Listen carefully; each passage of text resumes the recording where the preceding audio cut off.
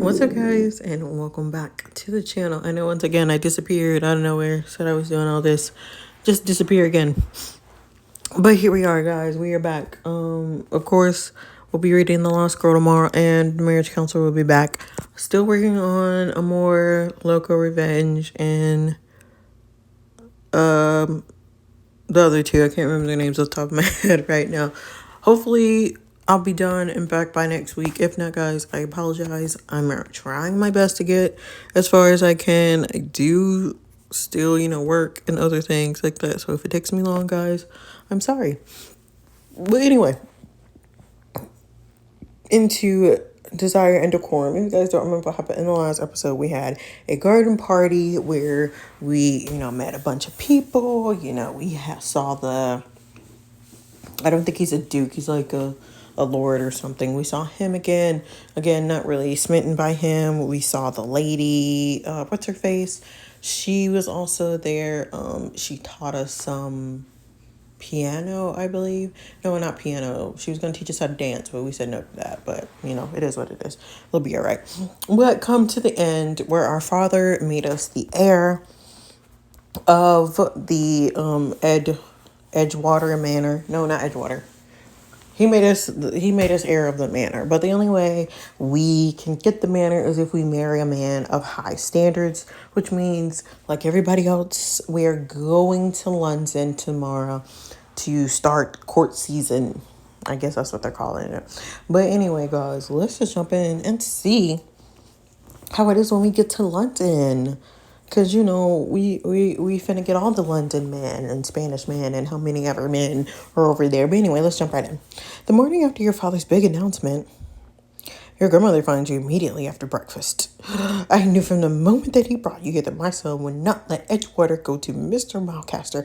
I knew he wanted to keep it in our bloodline. Only if I marry a man of rank. Well, yes, you can hope to hold the estate against the Countess without support. What can the Countess do to stop me? Oh, anything. She'll attack your reputation, try to convince your suitors that you're actually the uncultured ninny they expected. So you must show yourself to be the most courteous, gracious, knowledgeable, and charming young lady in all of London. I will make you proud. Never been able to compete. Baby, we're going to make you proud. Point blank and period. You already know we got this. Of course you will. You're Lady Cinderella of Edgewater, and all of London will soon see that. The marriage market is a game, Cinderella. Just have to learn the rules. Let us begin with your potential rivals. Other families have daughters debuting this season as well. The Holloways, Exters, the Lord Parsons. You turn to see Miss Parsons in the doorway and a wild smile on your face. Apologize for the intrusion. Mr. Wood said that you were in here and I took it upon myself to join you. Of course, we're preparing of Cinderella's debut. Now pay attention, my lady. You need to know who you'll meet in London. Alfred Holloway is the Viscount of Lockdale. His daughter Felicity will be coming from their estate at the Bellington Hall to make her debut this season. Miss Parsons settles beside you and whispers in your ear. Alfred Holloway is an arrogant prig who looks like an Easter ham studded with culvers. You stifle a giggle. Something to say, Cinderella? I'm sorry, Lady Grandmother. Miss Holloway's family is also tied by marriage to the Earl of Barrymore. Avoid the Earl of Barrymore. His bed is more traffic than Dory Lane. Cinderella, are you paying attention? Who did I say was related to the Earl of Barrymore? The Holloways. Your grandma looks surprised but gives you a sly smile. Was that a lucky guess or were you actually listening? It was a lucky guess. I ain't even gonna lie to you. I mean, I know it couldn't have been us. And then I don't remember you saying it was Parson, but then I could also be wrong. Anyway, I was listening, I promise. Never you mind. You simply won't hear a word I say when your friend is here, will you? I'm afraid not, my lady. I'm a terrible distraction. You work with her then. Cinderella should practice her ombre as well. Your grandmother sweeps from the room and Miss Parsons collapses onto the seat and giggles. She takes upon your hands, pulling you both down beside her. Oh, Lady Cinderella, I hope your grandmother can forgive me. I cannot contain myself. Heir to Edgewater? Don't you wish I had a brother so you could marry so we could be sisters in truth? I can tell you my sister already. I'm aiming for a higher title than that. I would rather I could marry you. We have been flirting with her. Let me marry you. When this person pulls back startled, her eyelashes fluttered. You cannot mean that. Would it not be better world if we could choose whoever moves our heart without regard to fortune or anything else? Miss Parson takes your hand again and you feel the slight tremble in her palm. Would that were the world we live in? She pulls back her hand and turns away, blushes creep around her neck. It's too nice a day to work indoors. Let's go to the garden. You and Miss Parsons settle into the garden with embroidery frames and baskets of yarn. I've never understood why my mother and the Countess always sew indoors. A gust of wind lifts their thread and threatens to carry it away before she pulls it back down. Maybe they don't like the wind running out for their yarn. Could you imagine the Countess running after a thread, her skirt lifted and her scally chicken legs going as fast as they can? You both laugh and Miss Parsons peeks over the top of your embroidery frame. I love your sampler. I can tell you've been practicing. My grandmother says a lady must have perfect embroidery to succeed in the marriage market. Do they ever think how miserable they make it sound when they call it that? The marriage market will be insulting, will be inciting. You say it might be exciting. How else are we to meet the richest and most noble men in England? Indeed. Come, we shall be able to dance and attend the theater. Can't you tell me you're not a little glad? If it didn't have to end with a wedding, I'd be more than over the moon, Cinderella. Miss Parsons sighs. While Harry was alive, my parents never had a reason to put me in the marriage market. We were set. You miss him. Yeah, I mean, I was never in love with Harry, but I was fond of him, and him me. What if I could never even have that again? She was like, I ain't really love your brother, but, I was fond of him. He was cool. Could you imagine that? I didn't love your brother, but, he was cool people. She grows quiet as you both think about the decisions that await you in London. A few days later, Briar is helping you dress for the journey. Oh, I can't believe we're going to London. I thought maybe you'd find a husband there too. You'd be heartbroken to leave, Mr. Woods. Let's say you'd be heartbroken to leave Mr. Woods. I thought for sure I'd find you sobbing in your bed this morning or writing long letters to your dear Mr. Woods. Ha! Briar blushes and holds up her ink-stained fingers. I may have left a little note for him to find once we're gone. I knew it, but I wouldn't miss a chance to go to London. Let him miss me a little. You glance at the clock and jump to your feet. I better get dressed. We're supposed to leave within an hour. I already loaded most of your trunk, but you must pick what to wear for the journey. For sitting in a carriage? For meeting fellow travelers along the road? What if your future husband is riding in London right now? She leads you to the wardrobe. I followed the most daring riding habit. Anyone who sees you in it will immediately need to get to know you as soon as possible. Barrier pulls out a military-style riding jacket in Edgewater's colors of navy and gold. Try it on, and she sets an antique ivory brooch on your neckline. That's gorgeous. However, we don't got the gems for it. So, no, even though she does look amazing, this is fine. I think I'll just wear this. Right, might as well not ruin anything new on the journey. You can change when you get there. Change your mind, it's not too late, blah, blah, blah. You look beautiful. You look perfect. Your father and the dog wire accountants are already outside waiting for you. Do you need to go down to them? I'll finish everything. Packed and meet you and Mrs. Parson in the carriage. Your father and your grandmother are waiting in the warm sunlight just outside the door. Cinderella, I cannot say how pleased I am to have you represent our family in London. I wish you the best of fortune in finding a gentleman of status. Finding him, dazzling him, reeling him in. Ha! I wish I could come with you. You're not coming to London. No, not right now. I have a lot to handle on the estate at the moment, and would prefer not to leave the accountants alone right after dropping that surprise. I will find a husband worthy of Edgewater. Would rather stay here with you. I will find a husband worthy.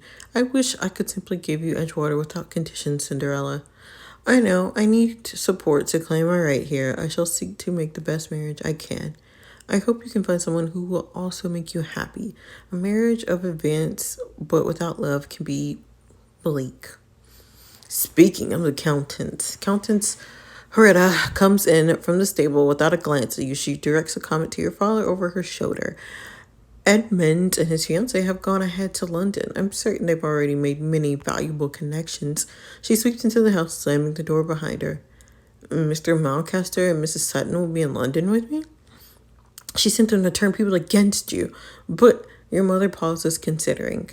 They may not be both as loyal as she think. If you treat them with kindness, you might still turn them against her, one or both. I'll try. I doubt I can change their minds. I will blind them with my charm. If the Countess were my mother, I'd want to rebel. I blind them with my charm. I shall show them both nothing but respect. Good. Edmund was a sweet boy, but his ability to have matched his mother's ambition. A flurry of hoof beats by the stables let you know that your carriage is ready. Your grandmother calls to you as you start to walk.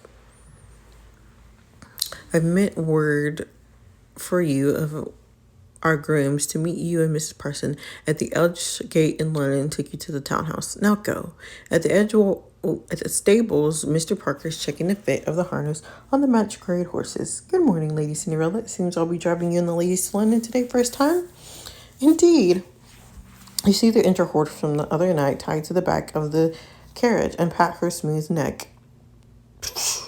She remembers you. I know you two had a special connection. I remember you too, beautiful. Is she coming with us? How is her leg?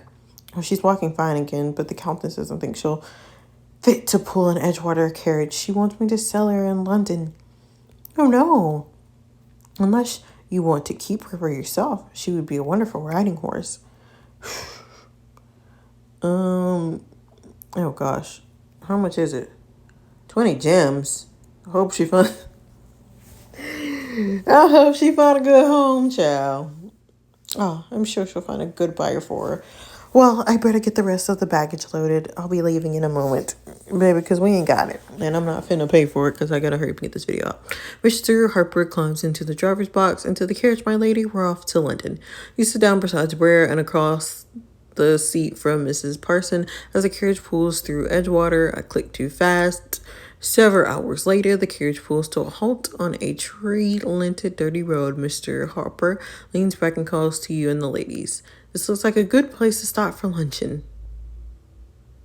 Oh, it's beautiful. Moments later, Mr. Parker has laid a blanket on the soft grass and unpacked a lunch of bread, cold sliced meats, and crisp apples. This looks delicious. The Dowager Countess even sent lemonade, my favorite. You all fall ravenously on the food. So what exactly does this marriage market consist of? Seriously, surely Cinderella isn't actually going to be auctioned off. Oh, the girls from the best families compete to catch the eye of a man from an even better family, and most men try not to get caught at all. Why ever not? I assume they like their independence. They are unimpressed with their choices. They like their independence. If I had a man's freedom, I'd not to wish to lose it by getting tied down to a wife. It's a game. They play it because they're bored. Is it different outside the gentry? When we marry, we're looking for someone who will help make our work lighter and bring us happiness. If you have no money to gain, you might as well have the joy of it. Well, when it's not because the bride is already expecting, that is. Everyone laughs. You stand wiping the last crumbs from your mouth. I'm not ready to get back in the carriage yet. I want to stretch my legs a little and maybe take a look at the lake. That sounds wonderful. I should love to join you. Enjoy our freedom because we're under the eyes of everyone in London. As long as you're sure you can keep up with me. Mrs. Parson winks at you, but Mr. Harper scans the road with a worried expression. Are you sure you wouldn't prefer me to escort you in case there's trouble? What kind of trouble? Mr. Harper leans closer, murmuring softly in his ear. This could be our last chance to walk alone together for a while. I should like to take this time together if we could. One freaking gem and one freaking gem.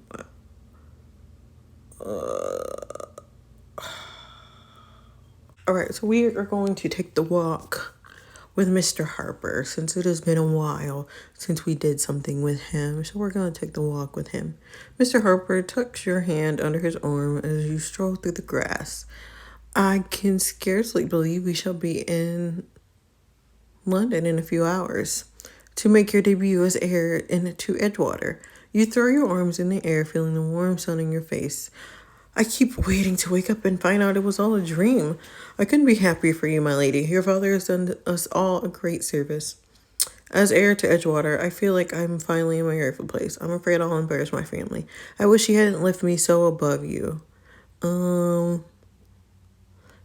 Finally in my rightful place. Hey, all anyone has to do is look at you until you're a credit to your family and a great lady for Edgewater. But I think that's because of where you come from, not despite it. Not many among the gentry would agree with you. That's why you'll do better than any of them. You'll understand that the estate is more than its land. It's the people who live on it, their lives, their cares and worries. I don't think the Countess would claim that a mark in my favor. The Countess would turn her back on a bleeding child so she wouldn't ruin the hem of her dress. Please tell me that never actually happened. Not as far as I know. His skull relaxes as he looks at you. You already know what the Countess will never learn. Treat your people like they matter, and you'll be loyal to them. I will never forget where I come from. I want you to be loyal to me. I will never forget where I come from. That feels like I'm proud of who I am, as you should be. My mother and my years in Grovershire made me who I am, and I will not turn my back on them just to be another fine lady. And I shall be proud to serve you now and as Countess of Edgewater Estate. You stop beneath a large blackthorn tree in full bloom. White flowers burst from every bark branch like snowfall. Oh, Mr. Harper gathers, can't see. They're beautiful, aren't they? You bury your nose in the flowers, breathing in the perfume of honey and almonds. They smell wonderful. They're like you, delicate but a little bit wild, equally at home in the woods or the most cultivating garden. Is that what you think of me? Am I wrong? I am delicate, wild, not a flower. I am wild. My mother always said I was like a bird. I wanted to only fly. And the only way to stop me was to be caging me forever. Ha! Those London noblemen have no idea what's coming for them. What if I don't want a London nobleman? You sit in the soft grass, and Mr. Harper takes a seat respectfully distant from you, looking sadly down at the bed of the soft grass. You'll have to find one who understands what he would lose by caging your spirit. Maybe I'll just be wild enough to not choose one at all. You lie back in the grass, letting the sweet scent of the blackthorns drift over you. It's so peaceful here. I almost wish the journey were longer. I do not look forward to London. The gentlemen there will be hard to watch you with them, but it would be worse to not be there. I wouldn't want to go alone. These stuffed shirts do not understand what a treasure they have in you. I want to marry a gentleman who will support me, to marry a man like you, to run Edgewater myself. I would want a man like you. Your eyes meet for a timeless moment before Mr. Harper closes his eyes and looks away with a sharp breath. You're a future Countess of Edgewater now. They will not let you make so important of a decision for a mere sentiment. Love is not a sentiment. It is what makes life worth living. That's what the poets tell us, but I suspect the Duag accountants won't agree. I don't care. You must care, Lady Cinderella. Your father's will demands that you find a husband of rank, and that is what you must do. Mr. Harper. Mr. Harper extends his hand to help you to your feet, and the touch of his hand sends a spark through your body. In the distance, you see one of the horses whining, and Mr. Harper suddenly looks sharp at the sun, which is moving toward late afternoon. My apologies, Miss Lady. I have distracted you for too long. We must get to London soon. In silence, you and Mr. Harper walk back to where Breyer and Mrs. Parson wait within the carriage.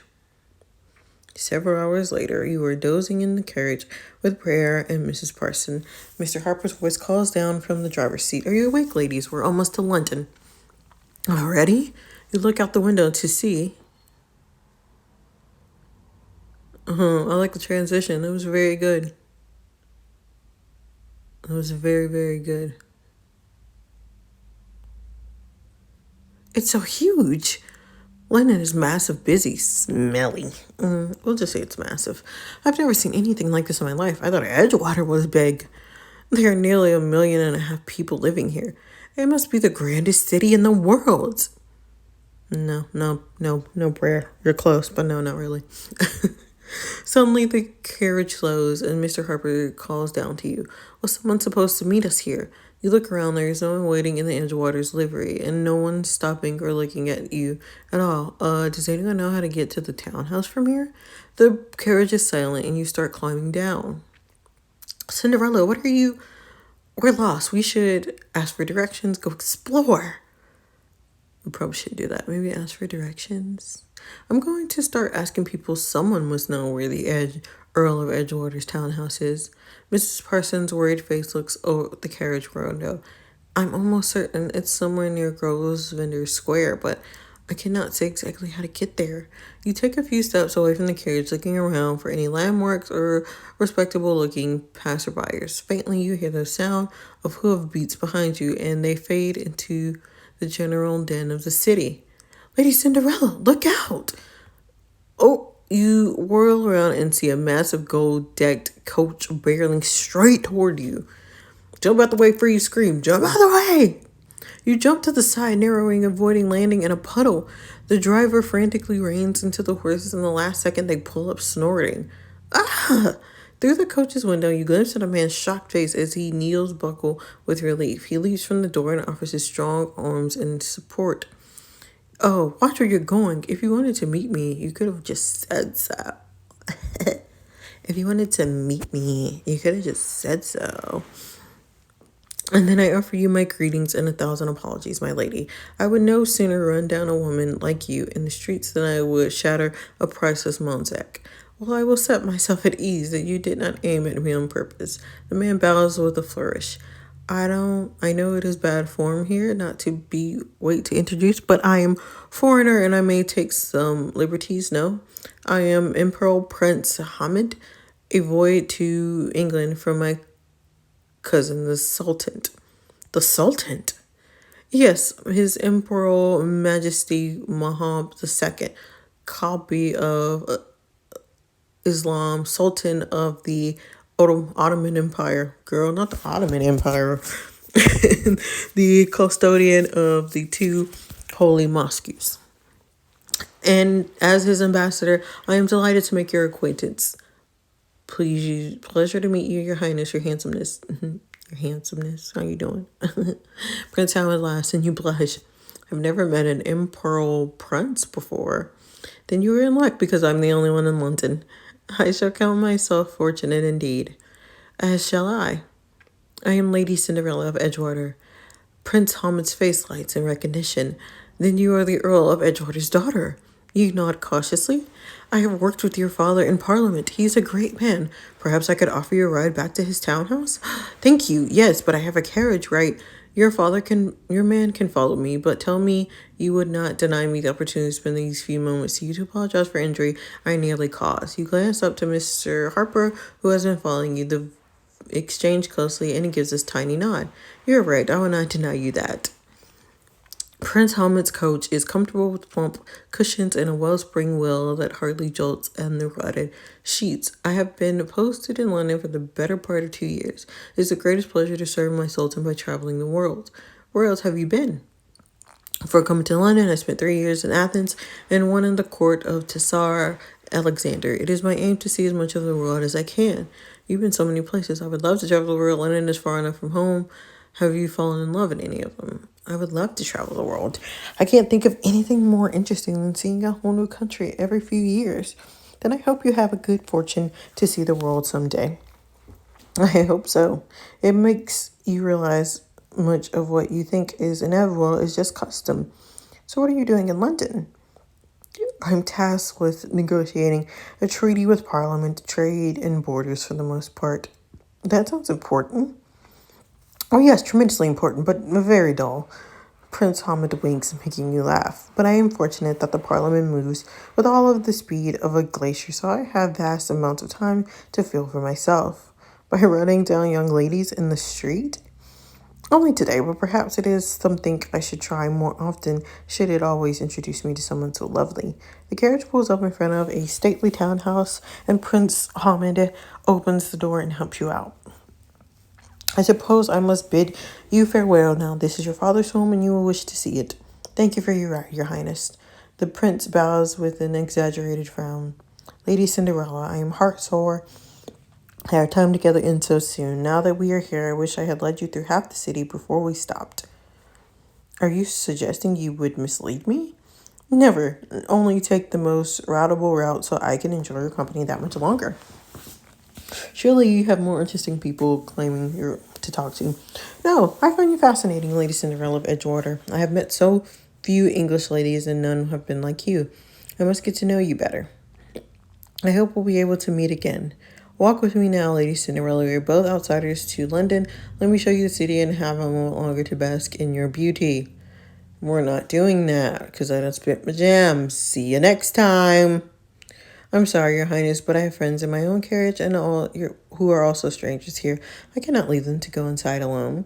Ah, you are kind and gallant and as well as beautiful. I shall simply have to make an effort to see you another time. The prince walks you to the steps of the townhouse where Blair and Miss Parson are waiting. I trust you are here for the season. Indeed. And I shall certainly see you again. The dances and balls of London season are my favorite part of being stationed here. The prince lifts your hand in his and plants a kiss on the first two knuckles, lingering for a brief second. Until we meet again. Brer and Mrs. Parson look at you with burning curiosity as the prince remounts his carriage and drives off. Who is that tall, dark Adonis? Miss Dally, I believe that was Prince Hamid of the Ottoman Empire. She gives you a slight jealous look. He seems to have taken a quite well to you. Hush, he's only being a gentleman. The three of you mount the stairs, push the door open to see Mr. Malcaster just coming down the stairs. He jumps in surprise as he sees you. Lady Cinderella, you're here. Why did no one meet my carriage in Owl's Gate as the Dogwire Countess commanded? I've never heard anything about. Your eyes fall on a piece of paper cluttered in his hand, and you take it from him and read. Send a groom to Alcaster's Gate on April the 3rd. Mr. Malcaster abruptly snatches the letter back. There is... Clearly you received my lady grandmother's letter. Why did you leave us lost and stranded in London? Did your mother intend I never make it here at all? Oh, open your mouth. Open your mouth. See, and that's all it takes. All he gotta do is open his mouth. Let us know so we can beat his mama ass and then go on about our day. But anyway, guys, that's all I have for you today. Don't forget to like, comment, and subscribe for more. And I will see you guys in the next video. Bye. Our little secret.